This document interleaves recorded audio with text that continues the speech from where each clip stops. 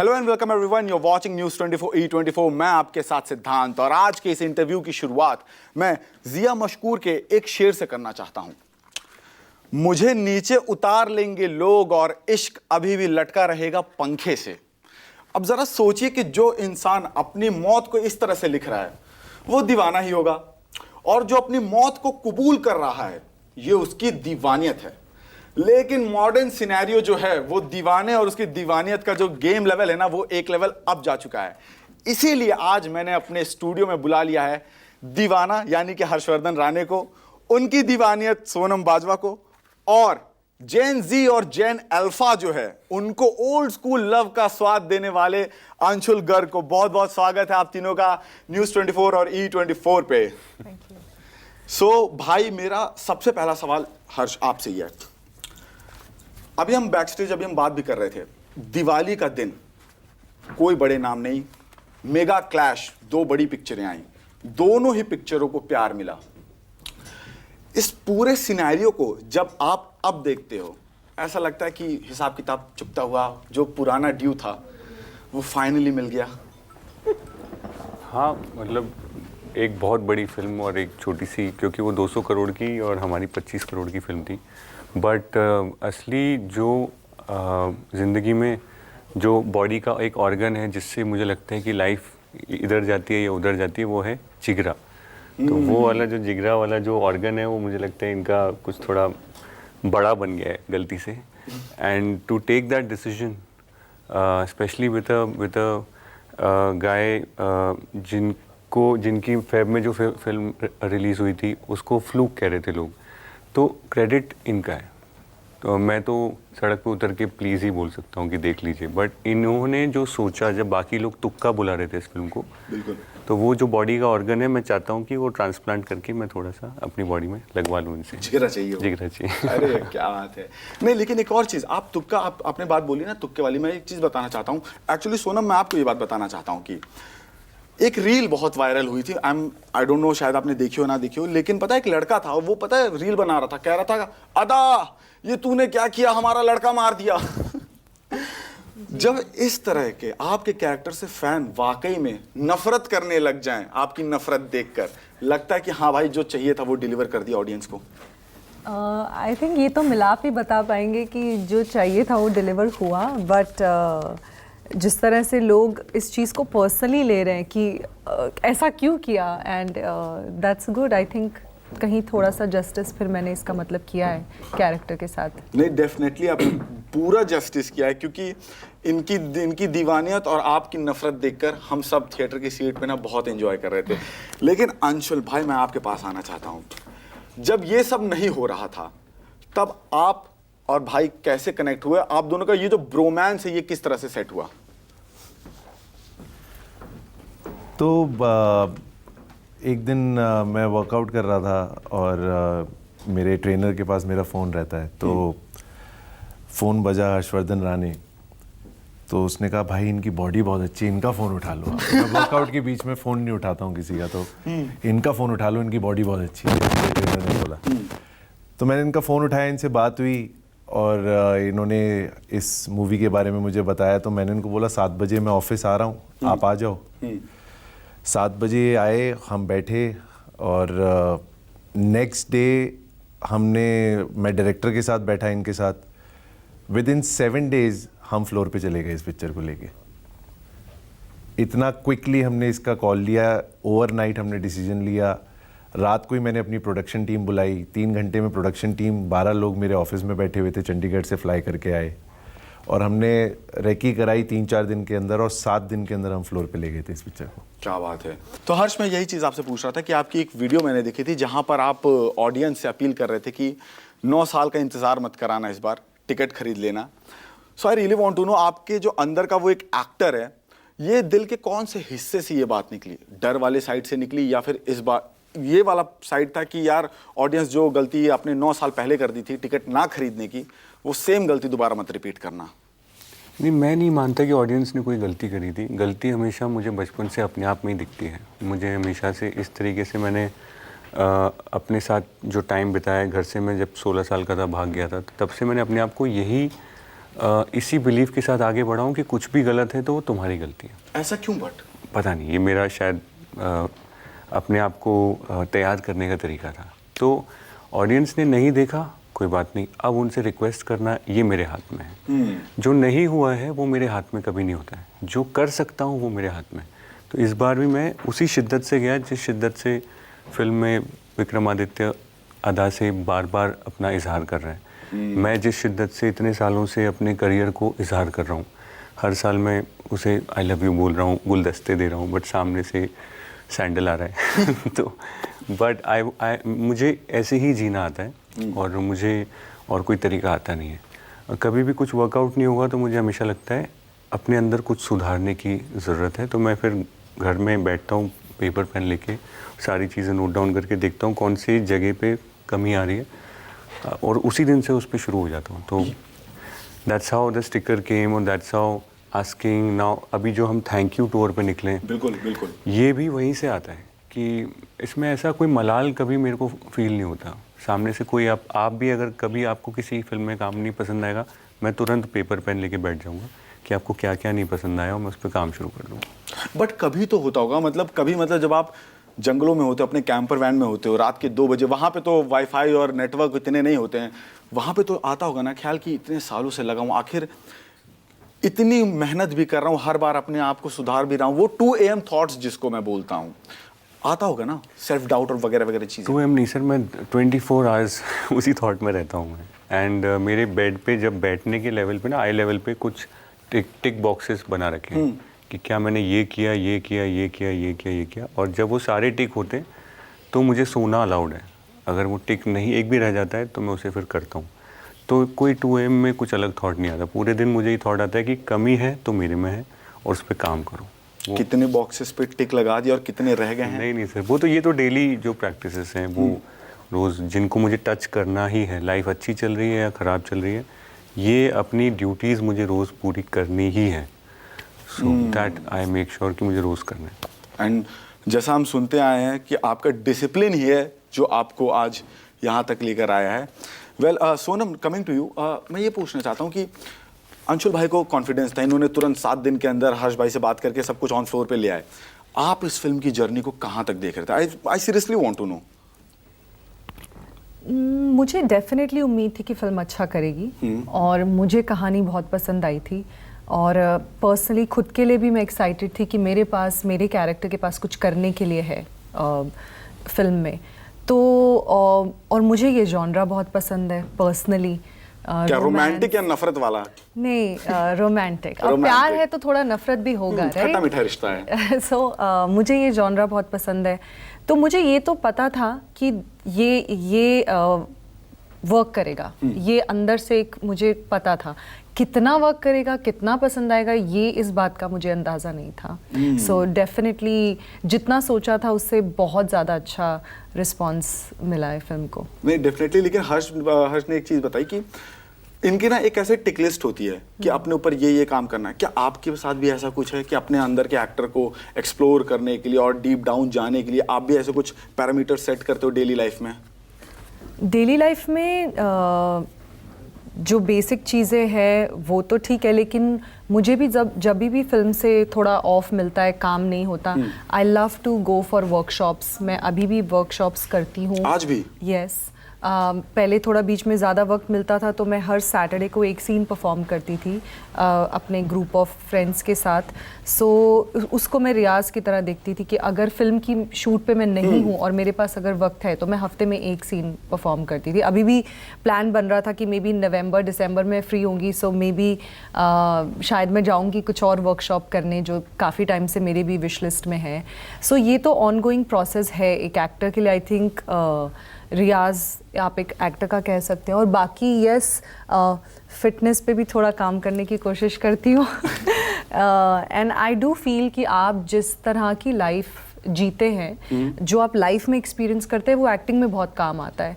तो मुझे किसी ने बहुत टाइम पहले ये बात बोली थी कि लिव योर लाइफ, बिकॉज वो ही आप एज एन एक्टर, और लिव योर लाइफ का मतलब ये नहीं पार्टी करो और वो सब, लिव योर लाइफ मीन्स अच्छे एक्सपीरियंसेस, लोगों से बात करें, अलग अलग तरह के लोगों से मिलें, लाइफ देखें. So I try to do that, थोड़ा बहुत जो भी अपनी कैपेसिटी में कर सकती हूँ. एंड शायद इसीलिए कहते हैं कि acting is a practising art, आपको प्रैक्टिस करते रहना जी चाहिए. बिल्कुल. ओके, लेकिन आपने खुद ये बात बोली है कि लाइफ के जो तजुर्बे होते हैं वो आपको एक्टिंग में मदद करते हैं. स्कूल कॉलेज में ऐसा इस तरह का कोई प्यार मोहब्बत आया है जो पड़ गया हो पीछे, मना करने के बाद भी लगा ही हुआ है? आपने खुद बोला तजुर्बों से ही आप सीखते हो, तो कुछ ऐसा रियल लाइफ इंसिडेंट कैरेक्टर के लिए? आपका शो बहुत लंबा चलेगा अगर वो अपनी लिस्ट बताने लगेंगे. नहीं, ऐसा नहीं है, बट एक रिसेंटली अभी ऐसा हुआ था, एक स्टॉकर जो कि स्टॉकर, लाइक प्रॉपर मतलब स्टॉकर? हाँ, वो मैं उन्हें स्टॉकर ही कहूँगी, क्योंकि वो नहीं समझे. हम उन्हें कह रहे हैं कि आप मत आइए हमारे घर पे, पर फिर भी वो आ जाते थे और वो लेट जाते थे. And then you know that was, I mean his intentions I understand, but that can make Too the much other cuteness. Person uncomfortable. तो वो किसी की भी बात सुनने को रेडी नहीं थे. वो आज शाम को फिर आ जाएंगे लगता है। नहीं नो कि नोटिस तो किया है मुझे. नो. हर्ष, आपके साथ कुछ प्यार मोहब्बत इस तरह से एकदम? मतलब दीवानियत तो लाइफ में महसूस करी है, एक तरफा भी करी है. और ज़रूरी नहीं है कि वो लड़की सिर्फ लड़की की ही तरफ हो. It is also to do with किस तरह की लाइफ में जीना चाहता था, किस तरह का थॉट प्रोसेस मैं अपने आसपास चाहता था, किस तरह के रिजल्ट्स के लिए दीवानियत, किस तरह की फिल्मों का हिस्सा मैं बनना चाहता था. This is the genre which I always pursued always. And Deewaniyat तो रही है इन चीज़ों के लिए. और मुझे लगता है कि जो वो ए दिल मुश्किल का जो डायलॉग है वो कि एक तरफा प्यार की ताकत ही कुछ और होती है, तो आई थिंक मेरे पिछले 10 साल के फिल्म एक्सपीरियंस में सबसे बेस्ट डायलॉग मुझे लगता है कि एक तरफा प्यार है हर कि तरफ. कुछ नहीं मिला तो एक तरफा प्यार तो मैं कर ही सकता हूँ. क्या बात है, सेल्फ लव वाली चीजें हैं. लेकिन मैं ये जानना चाहता हूँ आपसे कि रियल लाइफ में हर्षवर्धन कैसे, मतलब ये तो चलो आपने एक्टिंग की बात कर ली, आपने अपने क्राफ्ट को लेकर बात कर ली. रियल लाइफ में आप कैसे हो? लाइक गो टू पर्सन हो लाइफ को लेके कि बाहर जाना पसंद है, एक्सप्लोर करना पसंद है लाइफ को, या अपने एक उस क्या कहते हैं अपने एक दायरे में आप बैठ के अपने आप को सिर्फ एक्सप्लोर और वो ग्रो वाला ही फेज में आप रहते हो? ये मैं अपने बारे में कैसे बता सकता हूँ? तो सोनम अंशुल, सोनम भाई बताएंगे. कैसे है ये हर्षवर्धन, कैसे है रियल लाइफ में? ये बिल्कुल अपने जो फिल्म के कैरेक्टर है उससे बिल्कुल ऑपोजिट है. अच्छा, ठीक है. हाँ, बहुत सॉफ्ट है, बहुत ज़्यादा सॉफ्ट. तो फिल्म में भी सॉफ्ट है फॉर सोनम, बट अदरवाइज जितना ऑरा है, शहर के सबसे पावरफुल आदमी जो ये प्ले कर रहे हैं ही. इसलिए हमने पिक्चर की रिलीज से पहले प्रमोशंस ही नहीं किए, ना हम कोई शो पे गए, ना हमने कहीं किसी सिटी में गए, ना हमने ट्रेलर लॉन्च किया, क्योंकि मेरा हीरो प्ले कर रहा है like he rules the city.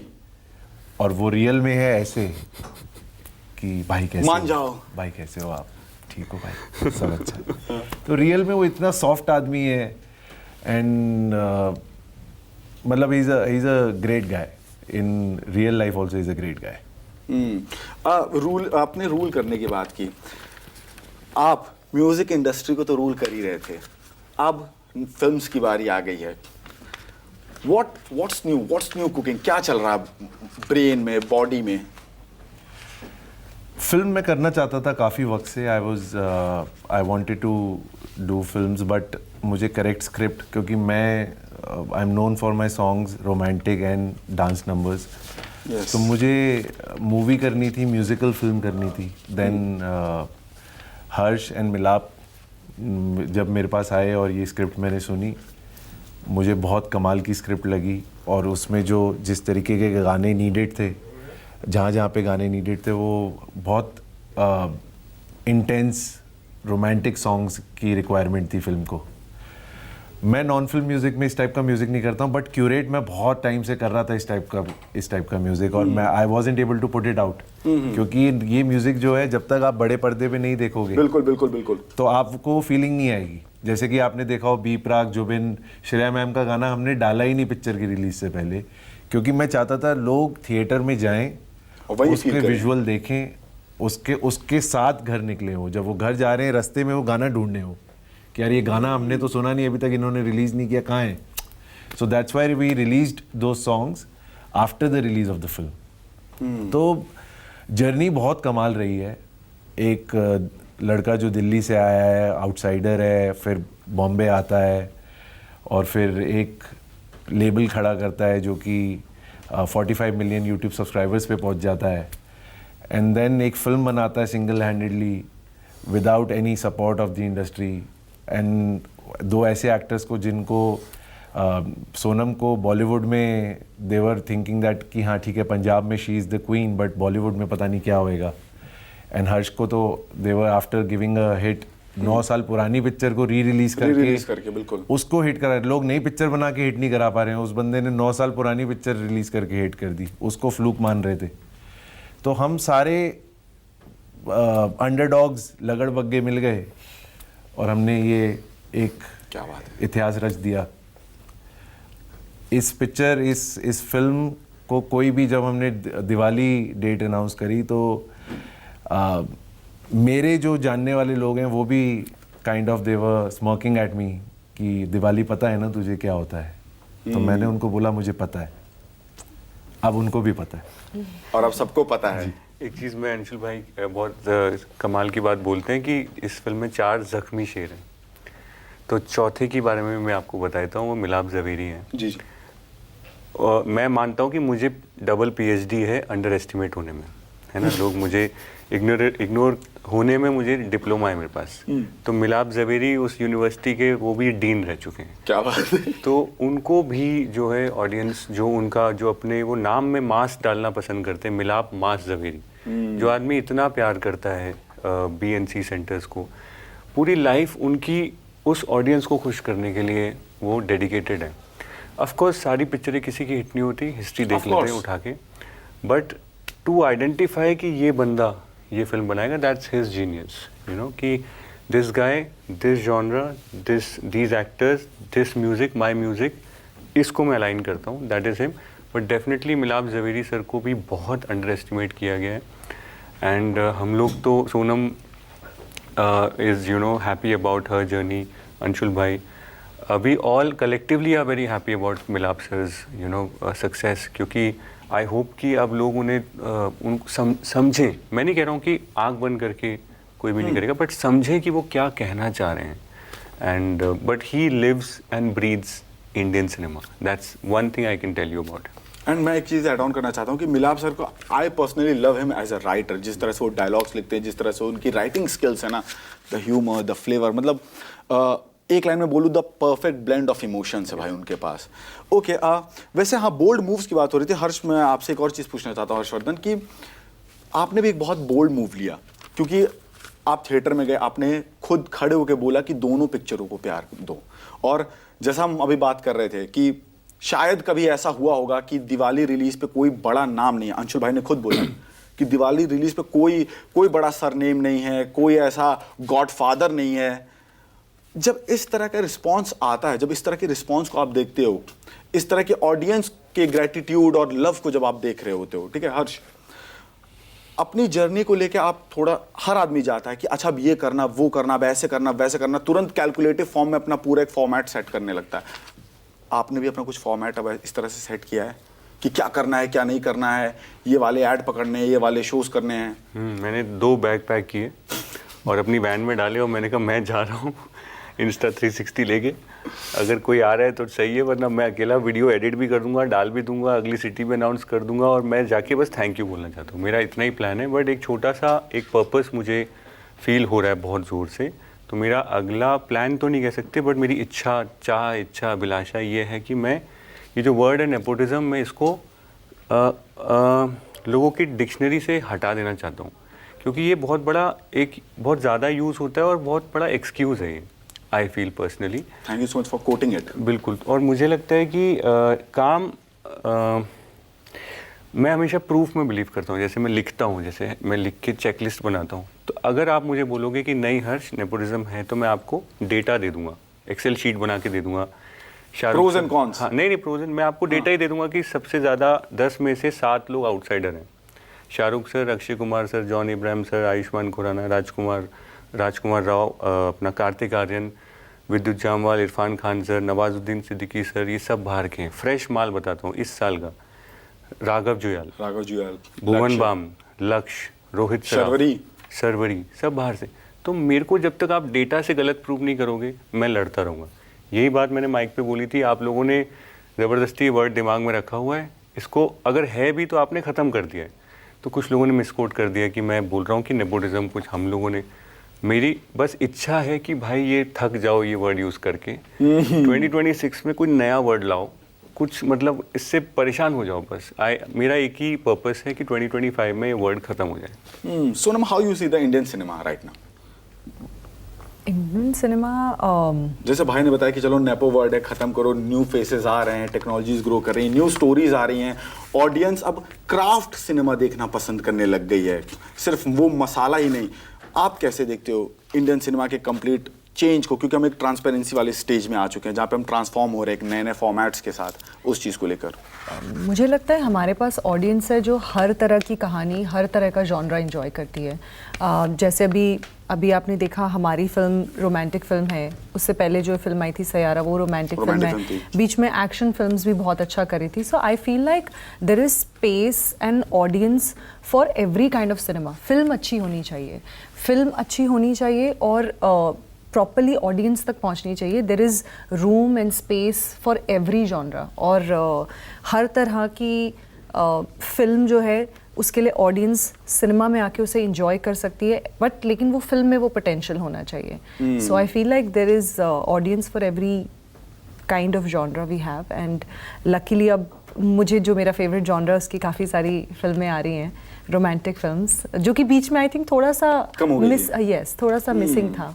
But now you are getting जो आपको करना था। Yes, एक बार तो मौका मिला है। Let's see how it goes in the future. I am very sure जो अपकमिंग जितने भी प्रोजेक्ट्स होंगे सारे बहुत अच्छे होंगे। लेकिन अंशुल भाई, एक और चीज़ आपसे, क्योंकि आपने हर्षवर्धन को उनके लाइफ का one of the historic moment आपने डिलीवर किया है। पहला इन्होंने किया है। वो तो चलिए, वो 9 साल का प्यार था और वो लोगों ने प्यार दे दिया, बट स्ट्रेट आउट पहले वीक में वो इन्होंने दिया। तो मैं क्लियर कर देना चाहता हूँ। क्लियर, पहला हिस्टोरिक मूवमेंट हर्षवर्धन राणे का अंशुल भाई ने साथ मिलकर क्रिएट किया। अगला भी कुछ प्लान कर रहे हो भाई के साथ? अगला हम कर ही रहे हैं प्लान, क्योंकि इनको जंगल सफारी पे तो नहीं जाने देना हमें।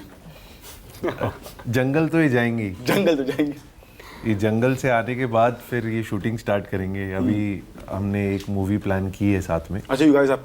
या ओके। तो January I think will start shooting. Oh wow, love नफरत प्यार, वो लड़कों का दिल टूटते हुए मैं और देखना चाहता हूँ। मैं लव प्यार नहीं बोलूँगा, लेकिन इंडियन सिनेमा और dramatic Indian emotion drama film है। तो लास्टली मैं बस इतना कहना चाहूँगा कि मैं बहुत ज़्यादा एक्साइटेड हूँ आपका जो अगला इंडियन इमोशनल ड्रामा जो आएगा उसके लिए, और हम तब भी मिलेंगे। अभी के लिए एक चीज़ और मैं ऐड करना चाहता हूँ। 2-3 खिलाड़ी हमें जो इधर नहीं है हमारे साथ में, उनके बारे में। एक है मिस्टर गौरव वर्मा, जिन्होंने फिल्म डिस्ट्रीब्यूशन का पूरा जो अपने ऊपर कंधों पे भार संभाला। बहुत बड़ा डिपार्टमेंट है, हम लोग उसको इतना समझ नहीं पाते। Thank you so much again. Of course. Then there is this gentleman called mister Aman Gill, who strategized the whole marketing along with they used to brainstorm। इनकी एक बेसमेंट है, मतलब एकदम वो जैसे बंकर है, उसमें बैठ के every night they were strategising कौन सा गाना पहले आएगा, कौन सा डायलॉग ट्रेलर में लगेगा, नहीं लगेगा, टीजर कितना बड़ा होना चाहिए, रिलीज डेट, ये सब Aman Gill. Then there is this Dhoni जो मिडिल ऑर्डर में आते हैं और वो पिक्चर को 200 करोड़ की फिल्म के सामने हमारी फिल्म को दिखा देते हैं। उनका नाम है Raghav Sharma. That man single handedly he gave the push, and that man went and executed in the market. So big thanks to these 3 people. Again मैं ये कहना चाहता हूँ कि सिर्फ 4 घायल शेर नहीं है, इसमें एक पूरे बंकर में ना पूरी एक आर्मी बैठी हुई है। And thank you so much हमसे बात करने के लिए। Thank you so much for being on news 24 E24। And film बहुत ही अच्छा परफॉर्म कर रही है। मैं बताना चाहता हूँ, मैंने 2 बार देख लिया। मैं चाहता हूँ सब 2 बार नहीं 3 बार जाके देखें। मैं एक बार और शायद ये फिल्म को अब देख रही हूँ इस बातचीत के बाद। Thank you so much for being on E24 News 24। Thank you.